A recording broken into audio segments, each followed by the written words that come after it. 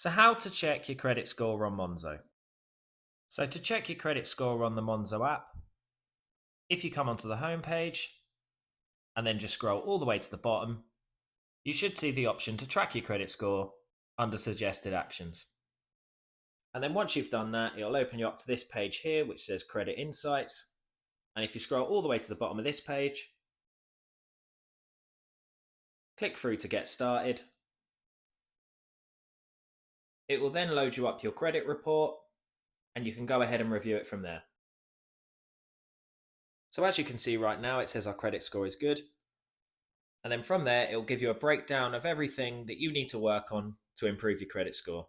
So it'll list things like perhaps maybe you missed a payment and things like that. And once you've done reviewing, if you come back out into the home page, you'll be able to view your credit report again, and it'll even give you a score. And that is pretty much it.